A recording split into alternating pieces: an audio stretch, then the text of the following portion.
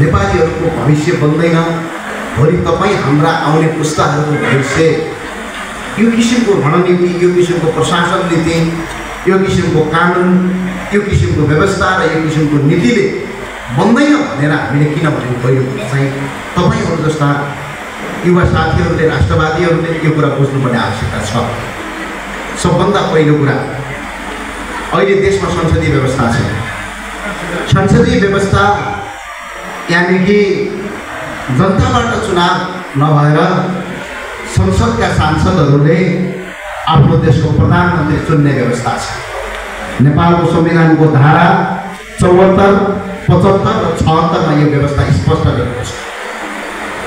अनि तपाईहरुले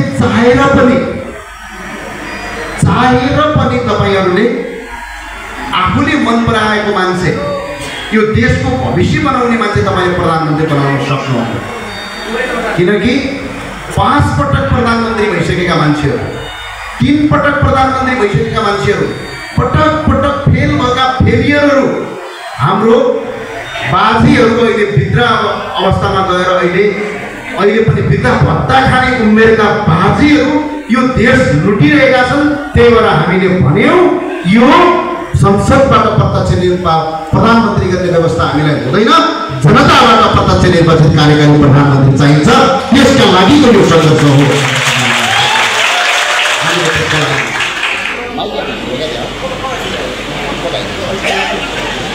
हामीले किन भन्यौं भने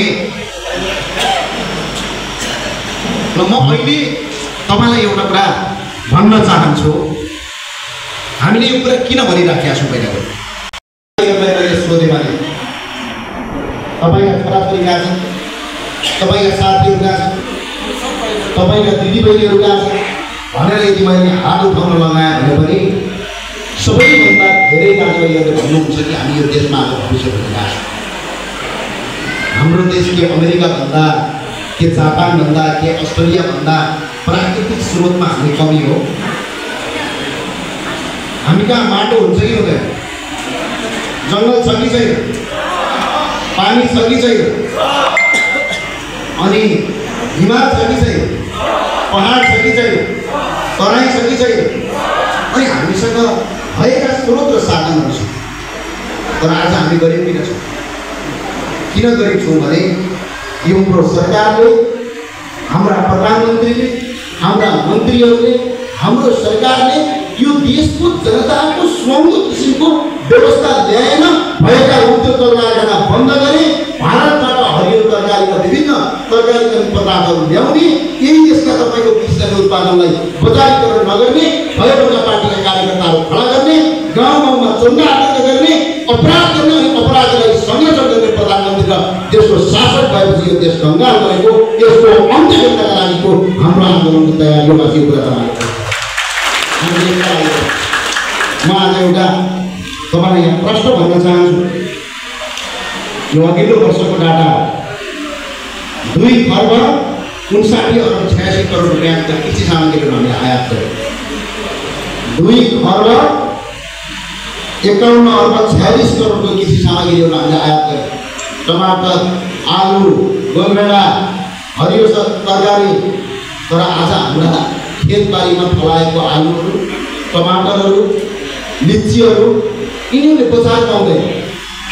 विदेशी लिचीहरू, विदेशी टमाटरहरू बजारमा आएर छेपी छ। हामीले झन्डै 2 खरब भनेको 200 अरब रुपियाँको तपाईँको तरकारीहरू, गोलभेडा, टमाटर, आलु, धान, चामल लगायतका सामग्रीहरू हामीले विदेशबाट किनेर ल्यायौँ। तर आज त्यही सामग्री हाम्रो देशमा उत्पादन गरेर हामीले यदि बजारीकरण गरेको भए 200 अरब पैसा नेपालमा बस्यो, 200 अरब रुपियाँ नेपालमा बस्यो भने 200 अरबले रोजगारी सृजना गरेन भने पनि 10 देखि 12 लाख मान्छेलाई यही देशमा रोजगार। हामीले यसका लागि सङ्घर्ष गर्नुपर्छ। हामीले अर्को सङ्घर्ष गर्नुपर्छ। आज धेरैले सुन्नुभएको छ, मैले आज अलिकति दिलै बोलेर भने तपाईँले कहिलेकाहीँ सुन्नुहुन्छ होइन? के सुन्नुहुन्छ? अहिलेकै कुरा जाउँ न, हामी टाढा नजाउँ। सहकारी ठगी प्रकरणमा रवि लामिछानेलाई थुनेको छ, ल भन्नुहोस्। तर त्यही सहकारी प्रकरणमा लेखा समितिकी सभापतिकी श्रीमती र कांग्रेसकी सांसद अहिले खुला बाहिर हिँडिरहेछन्, तर रवि लामिछानेलाई गरिरहेछन्। ल मुद्दा एउटै हो नि, कानुन एउटै हुनुपर्छ है पर्दैन। हामीले सहकारी ठगी गर्ने मान्छेलाई नथुन भनेको होइन, तर कानुन बराबर हुनु पर्यो कि परेन? आज यो किन भएन त? तपाईले नेतालाई गाली गर्नुहुन्छ। यसको मूल कारण भनेको नेपालको संविधान। नेपालको संविधानमा स्पष्ट लेखेको छ नेपालका प्रधान न्यायाधीशहरू कसले नियुक्ति गर्छ। नेपालको संविधानले प्रष्ट तपाईको संविधानको धारा 140 ले तपाईको न्यायाधीशहरू नियुक्ति गर्ने भन्छ। कसले? न्याय परिषद। न्याय परिषदमा को हुन्छ? न्याय परिषदमा अध्यक्ष प्रधानमन्त्री हुन्छ, सदस्य प्रधान न्यायाधीश हुन्छ, राष्ट्रिय सभाको अध्यक्ष सदस्य हुन्छ, प्रतिनिधि सभाको सभामुख सदस्य हुन्छ, प्रतिनिधि सभाको उपसभामुख सदस्य हुन्छ र संसदमा रहेको प्रमुख प्रतिपक्षी दलको नेता यानी कि अहिलेको प्रचण्ड त्यसको सदस्य हुन्छन्। यी 5-6 जनाले पार्टीका कार्यकर्ताले बसेर एउटा मिटिङ बनाएर आफ्नै पार्टीको कार्यकर्तालाई न्यायाधीश बनाउँछन् अनि तपाईँ हामीले न्याय पाउँछ। अब दोषीको व्यक्ति कि संविधान? नेपालको संविधान दोषी हो। त्यही संविधानमा यसरी न्याय परिषदले प्रधान न्यायाधीश नियुक्ति, संवैधानिक परिषदले प्रधान न्यायाधीश नियुक्ति नगर्ने, न्याय परिषदले न्यायाधीश नियुक्ति नगर्ने, लोकसेवा आयोगबाट इक्जाम दिएर त्यहाँबाट पास गरेर स्वतन्त्र मान्छेहरू तपाईको अदालतको न्यायाधीश हुने यदि संवैधानिक व्यवस्था भइदिएको भए आज पार्टीका कार्यकर्ताहरू न्यायाधीश हुँदैनथे, आज कसैलाई काखा र कसैलाई पाखा गरिँदैन थियो। यो व्यवस्था उल्टाउनुपर्छ, यो संविधानको धारा परिवर्तन गर्नुपर्छ, यो हाम्रो आवश्यकता। अहिले पनि भन्न चाहन्छु युवा साथीहरू, यहाँ दोष व्यक्ति होइन, दोष व्यवस्था, दोष नेपालको संविधानका धारा। अर्को कुरा तपाईँलाई सुन्छु, तपाईँले भोग्या होला। यसो कांग्रेस एमालेको कोही गुन्डा केटाले यही हेटौडा बजारमा पाट्टापुट्टा गुटकाट पार्यो, चोरी तस्करी गर्यो भने त्यसलाई मुद्दा लाग्दैन। तर सर्वसाधारण जनताले साइकलमा 10 किलो 2 किलो मल बोर्डरबाट ल्याएर पक्रेर जेल हाल्छ, हो कि नै? अनि यो किन भयो होला भनेर तपाईँ कन्फ्युज भएर बेसरी गाली गर्नु। यो पनि संविधानको कारणले। नेपालको संविधानको धारा कतिले भन्छ, स्पष्टका साथ भन्छ, नेपालको संविधानको धाराले महान्यायाधिवक्ता नियुक्ति गर्छ। तपाईँ नेपालको संविधानको धारा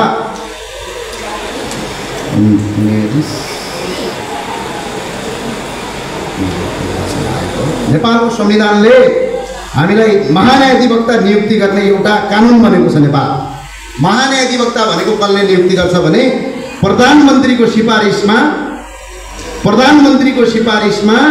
स्पष्ट महान्यायाधिवक्ता नेपालको संविधानको धारा 157 ले भन्छ। नेपालको संविधानको धारा 157 को उपधारा 2 अनुसार महान्यायाधिवक्ता प्रधानमन्त्रीको सिफारिसमा राष्ट्रपतिले नियुक्ति गर्नेछ भने अब तपाईलाई धेरैलाई कन्फ्युज लाग्ला, यो महान्यायाधिवक्ता भने के हो त? यो महान्यायाधिवक्ता भनेको तपाईको सरकारी वकिल कार्यालय थाहा छ तपाईहरुलाई, यहाँ हेटौडामा छ नि हैन? सरकारी वकिल कार्यालयको हाकिम हुन्छ। त्यो काठमाडौँको ठ्याक्कै सिंहदरबारको तलपट्टि छ महान्यायाधिवक्ता कार्यालय। अनि उसको काम चाहिँ के हुन्छ भने देशैभरिको सरकारको मुद्दा हेर्ने, सरकारी मुद्दा हेर्ने, सरकारी मुद्दा कसलाई दर्ता गर्ने कसलाई दर्ता नगर्ने सम्पूर्ण अधिकार महान्यायाधिवक्तासँग हुन्छ। अनि यहाँ पुलिसले कोही मान्छेलाई पक्रेर मात्र भएन नि त, अदालत लगेर मुद्दा चलाउनु पर्यो नि त। मुद्दा चलाउने अधिकार सरकारी वकिलको हुन्छ, सरकारी वकिलको हाकिमको हुन्छ, महान्यायाधिवक्ता हुन्छ, महान्यायाधिवक्ताको हाकिम केपी ओली हुन्छ। अनि तपाईको मुद्दा चलाउने यो संविधानले यो व्यवस्था गर्यो नि त। नेपालको संविधानको धारा 157 ले यो व्यवस्था गर्यो। हामीले अहिले भन्यौं ल, अनि त्यही भएर के हुन्छ, यहाँका पार्टीका टोले गुण्डाले, पार्टीको कुनै कार्यकर्ताले तस्कर गरे पनि, चोरी गरे पनि, बलात्कार गरे पनि यिनीहरूलाई अदालतमा मुद्दा नलाग्ने, गाउँका किसानले 2 किलो मल ल्याएर पुलिसले पक्रेर जेल हाल्ने यो व्यवस्था मान्दैनौँ। यो धारा परिवर्तन भनेर अब भन्नुहोस्, दोषी व्यक्ति हो कि संविधान? दोषी संविधानको धारा हो।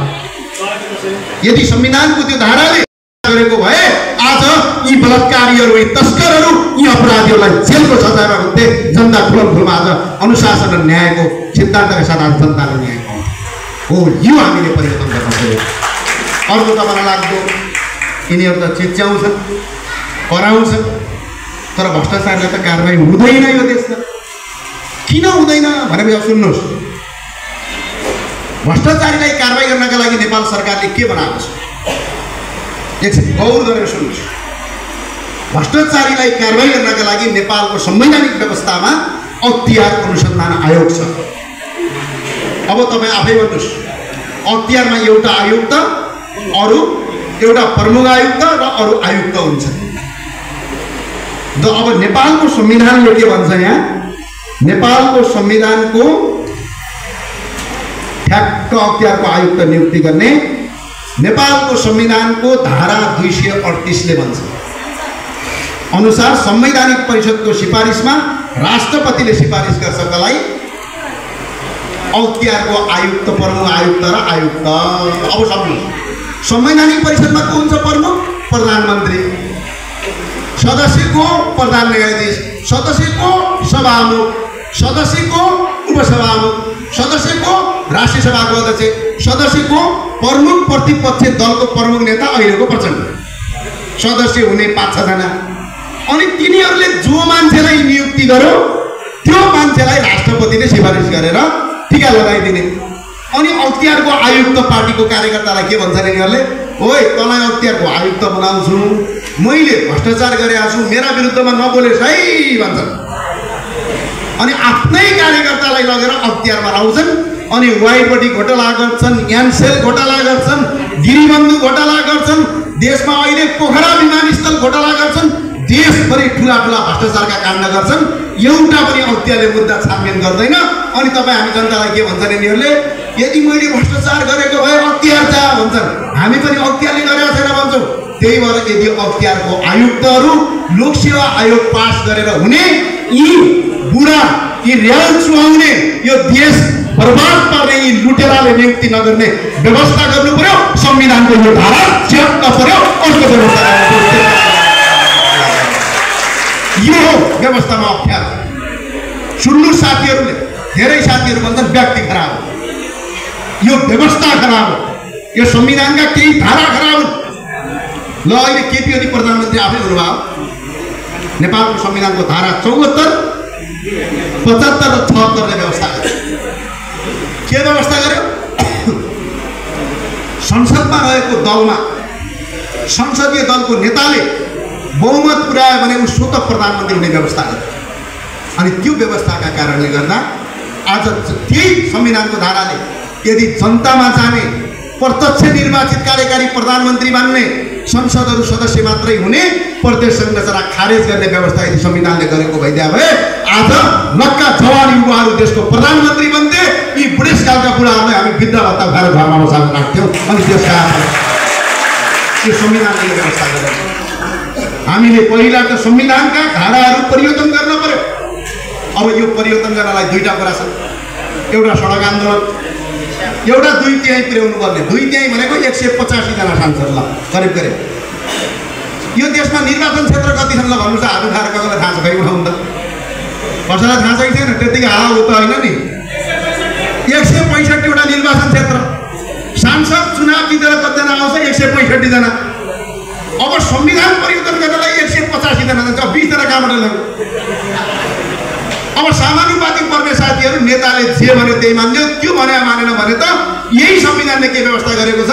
सांसद पद खारेज गरिदिने व्यवस्था गरेको छ। ल हेर्नुहोस् त, अनि यो त के हो? घुमी फिरी रुम्जाटा। जसरी पनि केपी शेरेर प्रचण्डको हातमा देश दिने, बर्बाद बनाउने, लुट्ने, आफ्ना छोराछोरी विदेशमा पढाउने मात्रै यिनीहरू गर्छ। त्यो भएको हुनाले संविधान संशोधनबाट देशमा 185 जना सांसद बन्न त 165 को निर्वाचन हुन्छ। 20 जना कहाँबाट ल्याउने? समानुपातिले भोट हाल्छन्, मोहरलाल संविधान संशोधन गर्दैन। संविधान संशोधन गर्न थालेको उनको पदै गइहाल्छ, कसरी गर्नु? त्यो भएको हुनाले अब संविधान संशोधनबाट देशमा व्यवस्था परिवर्तन होइन, सडक आन्दोलनबाट देशमा व्यवस्था परिवर्तन गर्नुपर्छ भनेर हामीले होइन साथीहरू। किनभने देशमा आज कति छ ऋण एकछिन सम्झिनुहोस्, आज कति छ ल हेर्नु अवस्था के छ यो देशको। जन्मिँदाखेरि तपाईँहरूको बच्चा अहिलेदेखि सम्झिनुहोस्, तपाईँ कुन पार्टी हो, कुन दल हो, माओवादी हो कि एमाले हो कि राप्रपा हो कि भन्ने कुनै पार्टी हो, त्योसँग मलाई मतलब छैन। आज सम्झिनुहोस्, तपाईँको बच्चालाई घरमा सोध्नुहोस्, 15 वर्ष भएको बच्चालाई सोध्नुहोस्, बाबु भविष्यमा तिमी के गर्छौ भन्दा बरु विदेश जान्छ भन्छ। 1 वर्षमा 8,52,000 भन्दा बढी युवाले देश छोडे। अहिले झन्डै 80 लाख युवाहरू विदेश छन्। यो 10 वर्षको इतिहासमा 14,213 भन्दा बढी लासहरू रातो बाकसमा फिर्ता भएर आज आएका छन्। अहिले घर घरमा ठगी धन्दा चलेको छ। विदेश पठाइदिन्छु भन्दै ठगेर आज मान्छे बेहोस अवस्थामा छन्। आज रोजगारी छैन, स्वास्थ्य छैन, शिक्षा छैन, बाटो गतिलो छैन। यो अवस्था सिर्जित किन भयो? आज ऋण 26 खर्ब पुग्यो विदेशबाट, 14 खर्बको व्यापार घाटा छ।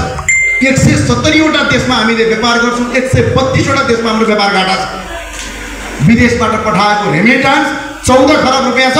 त्यही 14 खरब रुपियाँले आज देश चलेको छ। आज तपाईँ हाम्रो तलब भत्ता, प्रहरीको तलब भत्ता आज त्यही व्यवस्थाले लागू गरेको छ।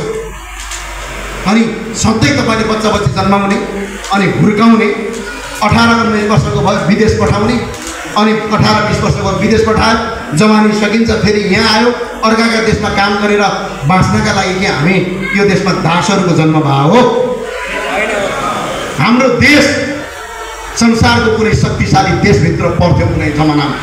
यही हेटौडामा सिमेन्ट थियो, यही हेटौडा टेक्सटाइल थियो, आज कपडा बन्थ्यो। हेटौडामा तपाईँको हेटौडा औद्योगिक केन्द्र थियो, आज त्यो औद्योगिक केन्द्र कहाँ छ?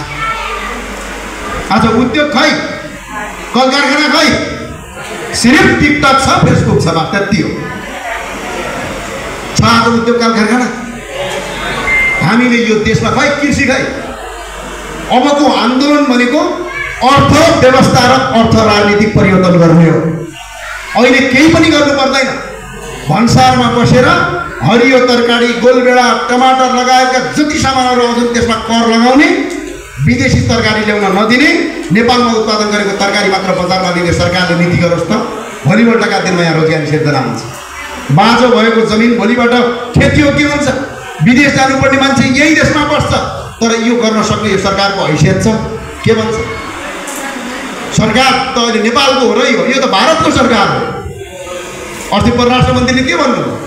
भारत गएर आएको, भारतले त राजा चाहिएको छैन भन्यो भनेर खुसी हुँदै एयरपोर्टबाट आउनुभएको छ। अनि अर्का माओवादीको एउटा नेता राजा चाहिएन भनेको छ भारतले भनेर आइरहेको छ। अनि प्रधानमन्त्री पनि भारतले त राजा चाहेको छैन भन्छ। यो भारतीय सरकार होइन, यो हामीलाई नेपालीको सरकार चाहियो, भारतीय दलाल सरकारको चाहिएको होइन। यो देशको इतिहास आज हामीले त्यसको लडाइँ, हाम्रो स्वाभिमानको लडाइँका साथ हामी अघि बढेको। अहिले राष्ट्रिय प्रजातन्त्र पार्टीमा हाम्रा युवाहरूको भविष्य यो देशमा तपाईँहरूले अहिले पनि भन्छु, तपाईँ पार्टीमा हिँड्नुहोस् म भन्दिनँ, दौडिनुहोस् भन्दिनँ, तर छातीमा हात राखेर एकछिन सोच्नुहोस्। यही किसिमको अवस्था र व्यवस्था रह्यो भने अब हामीसँग जम्मा 2टा अप्सन छ। एउटा अप्सन यिनीहरूले जे गरे गर्ला, मारे काटे जे गरे गर्छन् छोडिदिने। पहिला भन्छ नि, कागलाई बेल पाक्यो अर्सनबिसमा, जे गरे गर्छन् छोडिदिने, खुरुखुरु पासपोर्ट बनाउने, भिजा ल्याउने, विदेश जाने। एउटा अवस्था त्यो हो हाम्रो। अब अर्को अवस्था हाम्रो के हो? यिनीहरूले देश लुटे, यिनीहरूको व्यवस्था र अवस्था सुधार्नका लागि यिनीहरूलाई नै पत्ता साफ पुर्याउनुपर्छ। त्यसका लागि सडकबाट आन्दोलन गर्नुपर्छ। यो तरिका अपनाउनका लागि हामीसँग 2टा अप्सन मध्ये एउटा अप्सन अब हामीले रोक्नुपर्छ। यहाँभन्दा अर्को विकल्प छैन। ल म सांसद भए के गर्ने तपाईँले?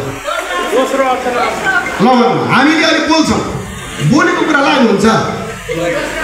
अस्ति के भन्नुहुन्छ ल भन्नु त? खुला मञ्चमा बसेर राजावादीलाई कारवाही गर्छु भन्नु। नेपालको संविधानको धारा 270मा मैले अस्ति प्रधानमन्त्रीलाई सोधेँ, धारा 270 बढाउन गर भन्दाखेरि उहाँले आफू जेल परेका कथा सुनाएर गइदिनु होला। के भन्छ? कहिलेका हाम्रोतिर एउटा कथा छ नि, म गर्दो आग्रा कुरा, यो गर्दो बाख्रा कुरा भन्छ क्या हाम्रोतिर। म 270 मा के भनेको छु, त्यो 270 धारा कोही केपी शर्मा ओलीजीले लेखिदिया होइन। त्यतिखेर कोही रापरपा नेपाल, राष्ट्रिय प्रजातन्त्र पार्टीहरू संविधान बनाउँदाखेरि संसदमा थिए, उनीहरूको दबावमा लेखेको बुदा हो 270 धारा। कसैले दानमा दिएको बुदा होइन, यो कुरा तपाईँहरूले याद राख्नु। तपाईँहरूको जनमतका साथ लेखियो। त्यो धाराले के भन्छ? फरक विचार राख्ने, फरक आस्था राख्ने कुनै दल, कुनै पार्टीलाई दबाउन पाइँदैन। दबाउन मात्र होइन, कुनै पनि फरक विचारधारा भएका मान्छेलाई दबाउनका लागि कुनै कानुन निर्माण गर्न पाइँदैन। यही हेटौडामा कति मन्त्रालय हेर्नु त, बिचरा उनीहरूलाई नै कन्फ्युज छ। जनकपुरमा गएको त के गरेछ? जनकपुर चुरोट कारखानाभित्र अहिले यिनीहरूले मुख्यमन्त्री कार्यालय बनाएको ल हेर्नु त। यस्तो लुटेर विदेशबाट ऋण ल्याउने, त्यो ऋण जनताको खातामा हाल्ने, आफूले लुटकाएर खाएको खाइ गर्ने। यो प्रदेश संरचना कुनै आवश्यक छैन। स्थानीय तह आवश्यक छ, श्रम आवश्यक छ, प्रदेश आवश्यक छैन। यो प्रदेश संरचना खारेज गर्ने यसका लागि हाम्रो आन्दोलन सुरु गर्नु। देशको मुद्दा, यो देश कसको? भगवान गौतम बुद्ध जन्मिया देश हो कि होइन? माता सीताको जन्मभूमि हो कि होइन? भगवान शिवको आराधना केन्द्र हो कि होइन? र यो किराँतीको देश हो कि होइन? तर आज केही डलरहरूले डलर खर्च गरेर हाम्रो आस्थामाथि प्रहार गरिरहेको छ। त्यही भएर भन्छु, यो देशमा अहिले पनि 95 देखि 97% वैदिक सनातन भएको देश हो। हिन्दू, बुद्ध र किराँत सहितको वैदिक सनातन हिन्दू अधिराज्य चाहिन्छ। यो अब हाम्रो पहिचानको मुद्दा हो। यसका लागि हामीले स्थापित यो भन्दै गर्दा के टाउको रिङ्गडा पनि लाग्छ बेला लागोस् भन्छु, दुखोस्। औषधि त बिरामी ठिक पार्नलाई पो खाने हो। यदि औषधिले बिरामी ठिक पार्न के काम? हाम्रा मुद्दाले भ्रष्टाचारी र देशद्रोहीको मुटुमा दुखेन भने त्यो मुद्दाको के काम? त्यही भएर दुखोस् भन्छु। यसमा दुई भन्छ के गाह्रो छैन। यसको पछाडिको हाम्रो धेरै कारण छ।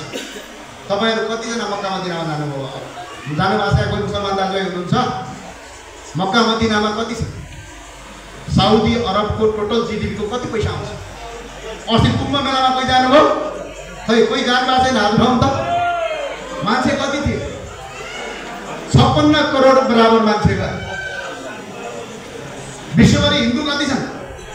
121 करोड छन्। 121 करोड हिन्दूहरूको सबभन्दा ठुलो पवित्र स्थल कहाँ छ? नेपालमा छ। त्यसको नाम हो पशुपतिनाथ। त्यसपछि बद्रीनाथभन्दा ठुलो मन्दिर कहाँ छ? धार्मिक हिसाबमा मुक्तिनाथ छ। यो मैले बोलेको होइन, शङ्कराचार्य गुरुले बोलेको कुरा। 4 धाम छन्। 4 धाम मध्ये केही धाम नेपालमा पर्छ। हिन्दूहरूको सबभन्दा ठुला भगवान रामको, हाम्रो माता सीताको जन्मभूमि नेपालमा छ। 33 कोटी देवताको वासस्थान नेपालमा छ। आज विश्वभरिका हिन्दूहरूको 10% मात्र हिन्दू नेपाल ल्याउन सक्यौँ भने 12 करोड मान्छे नेपाल आउँछ। 10% ल्याउन सकेनौँ हामीले, 1% मान्छे नेपालमा टुरिस्टका रूपमा भित्राउन सक्यौँ भने कति आउँछ ल भन्नु त? 1 करोड 20 लाख मान्छे आउँछ। 1 करोड 20 लाख मान्छे नेपाल आयो भने यहाँ होटल कति चाहिन्छ? गाडी कति चाहिन्छ? बाटो कति चाहिन्छ? अनि हाम्रो एकजना दाजुभाइ दुबईमा गएर, कतारमा गएर, साउदीमा गएर, खाडी मुलुकमा गएर अर्काको देशमा बेल्चा हाल्नु पर्दैन। सुन यहीँ फल्छ। यसका लागि हिन्दू अधिराज्य चाहिन्छ। यो राजनीतिक होइन, आर्थिक हामीले अर्को बुद्ध धर्मावलम्बी कति छन् विश्व? झन्डै 60 करोड छ। 60 करोड बुद्ध धर्मावलम्बीको सबभन्दा पवित्र स्थल कहाँ हो? लुम्बिनी। तर अहिले लुम्बिनीको प्रमुखै बुद्धको जन्मभूमि बेच्ने खालको मान्छे राखेको छ। अस्ति त्यो लाखियार लामा, अस्ति समितिमा हामीले छपाइरहेको थियौँ, याद छ तपाईँलाई? त्यो रामको नाम बेच्न लाग्दाखेरि मैले र पार्टी अध्यक्ष राजेन्द्र लिङ्गनले यो बेचेर देखा भनेर थर्काएपछि बल्ल भोलि टाढी छोड्या। अब पेस्तोल बोकेर, बुद्धको धर्मको गुरुले पेस्तोल बोकेर शान्तिको मार्ग छैन, हतियार बोकेर। यो त अहिले के भने मन्दिरको पुजारी पनि यिनीहरूले कम्युनिस्ट राख्ने, धर्म नमान्ने। अस्ति नाम लगिन, एकजना ठुलै पुजारीले प्रचण्डलाई ल्याएर मन्दिरको उद्घाटन गर्दै थियो। मलाई देखेर थु लाग्यो। मन्दिरका पुजारी मान्नेलाई अनि मन्दिरको उद्घाटन गराउनु त्यो धर्म गरे होइन, मेरो पाप गरे। आज बुद्ध धर्मावलम्बीका गुम्बाहरू छन्। भगवान गौतम बुद्ध शान्तिको अग्रदूत हुनुहुन्छ। त्यो देशमा शान्ति क्षेत्र घोषणा गर्ने कसले? राजाले गरे होइन? राजा वीरेन्द्र सरकारले गर्नुभयो कि होइन? ज्ञानेन्द्र सरकारले सत्ता छोड्दा मेरा दाजुभाइ मार्दिन भनेर सत्ता छोड्या हो कि होइन? अनि शान्तिको अग्रदूतको प्रचण्ड बगी राजा भएनन्। अनि हामीले विश्वभरिका 60 करोड बुद्ध धर्मावलम्बी मध्ये 10% मात्र ल्यायो भने 60 लाख मान्छे नेपाल आउँछ। तिनीहरूले गर्ने खर्च यो देशमा कत्रो हुन्छ? त्यही भएर हामीले हिन्दू बुद्ध किराँत सहितको वैदिक सनातन हिन्दू अधिराज्य चाहिन्छ। यो संविधानको धर्मनिरपेक्षता खारेज गर्नुपर्छ भनेर हामीले यो मुद्दा स्थापित गरौँ। तेस्रो मुद्दा